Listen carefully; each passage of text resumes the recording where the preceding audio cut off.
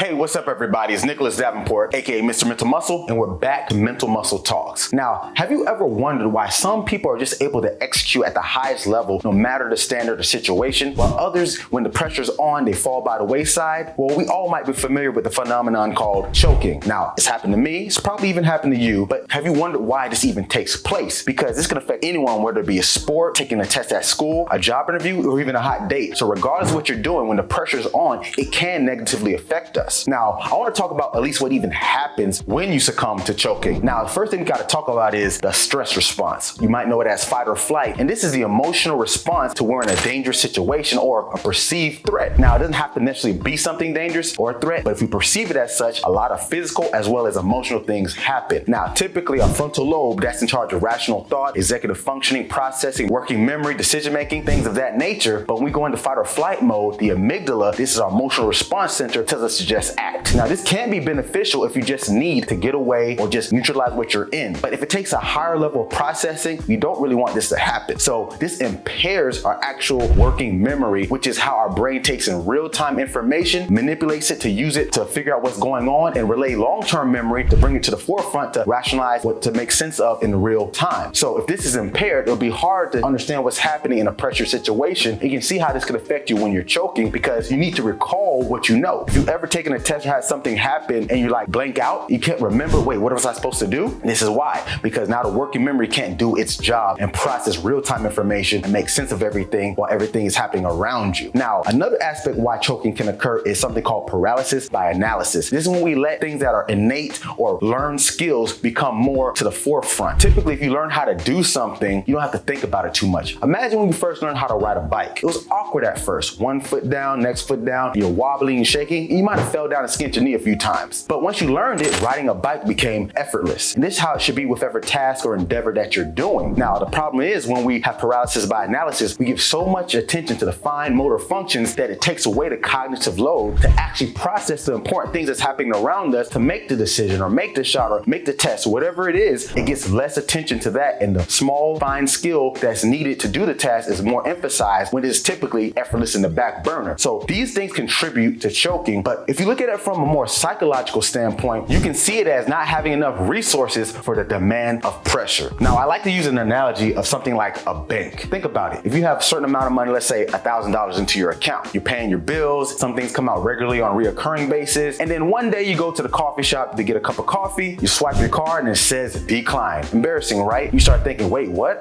I thought I had money. I paid everything and I should have a few dollars left. And then you look in your account and it's negative 200. Guess what? You didn't have enough money to pay for a cup of coffee, something that's pretty simple and you've probably done hundreds of times, right? But guess what? In that panic mode is just like choking. You didn't have enough resources to pay for that cup of coffee, and it ignites a bunch of responses that make you freak out and not perform your best. Now, guess what? If you have enough resources, it just goes through smoothly and you execute. And it's the same thing that happens when you choke under pressure. So you can see all these things going on from a physiological aspect as well as psychological, not having enough resources, your brain literally going into fight or flight mode, making you panic, can all lead to choking under pressure. But let's talk about some ways to combat that so it can help you overcome the pressure and thrive when it matters most. Now, if you ever heard of visualization, this is something when you see in your mind's eye and picture the actual task, the actual goal, whatever you're trying to do happening within your mind. Now, there's a lot of research that backs this up because what happens is the neurons have to fire even when you're imagining it because it's simulating what actually needs to happen. So when these neurons fire, it's as if you've done it already. Think about like a dream. Have you ever woken up from a dream or a nightmare even? You're getting chased by like a lion and you wake up breathing hard, heart racing. It's because the perception of that signaled the stress response and it thought it was real. The same thing happens with visualization, but this is controlled and led by you. Now, just don't visualize the good outcome, also visualize the bad outcomes. Visualize the things that could go wrong, the bumps in the road, because once again, you want to be as if you've been there before. I always say you could be a tourist or a resident when it comes to stress and pressure. You want to be the resident. You've been there, you've seen it, you're used to it. Tourists, they've not seen it, they're overwhelmed. Be the resident. So make sure you picture both outcomes, not just the good, but also the things that could go wrong. Another skill I use is something I call bad practice. Now, obviously you want to be efficient when you practice, whether it's taking a test, practicing your jump shot, fighting, whatever it is, you need to be efficient in your form. But when I say bad, I mean have the environment, the stimuli, things that happen that could distract you. Make that take place when you're practicing, because too often we practice in the best conditions. Now, obviously you need to practice in good conditions to learn a skill and get used to it. But once you get used to it, you need to add this pressure because once again, it's simulating how you get used to the task when it's not in the best scenario. And you acclimate to it as if you've been there. Now, you can do it by adding noise to distract you, or even time limits. This is one of the best ways to add pressure is with time restraints. If it typically takes a minute to do the task, give yourself 45 seconds or 30 seconds even, because that's gonna put more pressure and you're gonna feel rushed and you might not be able to handle it, but guess what? You'll adapt and overcome the more you do it. So try a little bit of bad practice when you're training or doing whatever you're getting ready for. Now, another thing I've noticed is a lot of people have rituals, things that get them in the mindset to perform. Now, this is okay, but I actually promote routines, not rituals. And this is the difference to me. Rituals are more so tied into an outcome. If I do this ritual before my task, this is the outcome I expect. But guess what? We can't really control outcomes. There's always variables that we don't have control over that can affect us. But with a routine, it's more so about understanding what mood or mind state you're in before taking on the task. This could be something as simple as taking a few deep breaths and then saying a cue word like, let's get it. Or you could maybe slap your knee and then picture what's going to take place, something to get you alert, and then you visualize. So you see how this can get you ready, but also say, what mindset was I in before I executed the task? Because too often when I ask clients, so what'd you do? How'd you feel when it happened? They'll be like, I don't know, I just did it. But we need to know what happened, whether it be a good outcome, whether you won the game or did well on the test, or a bad outcome, you failed, but you know what it took and know how you felt before you went into it. So you can recalibrate, because when we choke, oftentimes we need to relive it at least once or twice to see where it went wrong. You want to have as much details as possible. Now, to come back to when I talked about analysis by paralysis, this goes into internal focus versus external focus. Now, they both have their role. Now, internal focus means being more mindful of the fine motor movements, the things that go into doing the task or what you need to do specifically, while external focus is more so the outcome or just the doing of said task. For example, there was a study where they took some college football players and they had them do the 40-yard dash. Now, one group was given internal focus where they focused on their arm swing, their knee drive, while the other group focused on the external of cover ground and get to the finish line. They saw that the group that had external focus ran faster than their baseline 40, and you can attribute this because the outcome of just going, just do it. When we choke, we typically give a lot of attention to what's going on internally. So you can see how this can carry over. Now, internal does have its place. That's usually when you're doing something very fine motor skill related and you have more time to worry about it. When you're choking under pressure, it's typically when things are happening all at once and real fast. So that's why an external focus is very important. You should get used to that more so. Now, this last thing I'll talk about when it comes to preventing choking is having a pressure mindset. I call it a pressure mindset because when the pressure is on, you can see it as something that you're ready for or want to take on full force, or something that kind of seems threatening and you're not sure. Either way you look at it, it's going to add into the outcome that you're trying to achieve. So if you have a pressure mindset that says, I want this pressure, I can thrive in it, it's going to push you forward. While if you have the opposite, it's going to pull you back. So the pressure mindset is all about being able to internalize whatever stress or pressure in a way that I understand it's there. I know that's going to affect me, but I have the ability to overcome and I'm going to do what's needed. And that way you're already ready for it. You're welcoming it. It's not saying you want to falter under it, but you know that it is a factor, that it can happen. And this gives you the likeness to say, hey, this is nothing. Let me just do what I came to do. And this is easy. Now, those are just a few things that help you overcome stress. And it's not something you just get overnight. You have to practice these skills just like anything else. Because this is important, because there's after effects about choking that can affect us, because it makes us more timid to want to try again. And guess what? We repeat it. People talk about PTSD, and obviously with more severe things that can occur. But even with these, with a sport performance, a job interview, it comes back to us because our memory triggers when we're under pressure, and it usually brings up the negative experiences because that will protect us. But sometimes this protection can be too much and it makes us not perform our best. So thanks for tuning in, guys. I appreciate your time. And as always, get your mind right.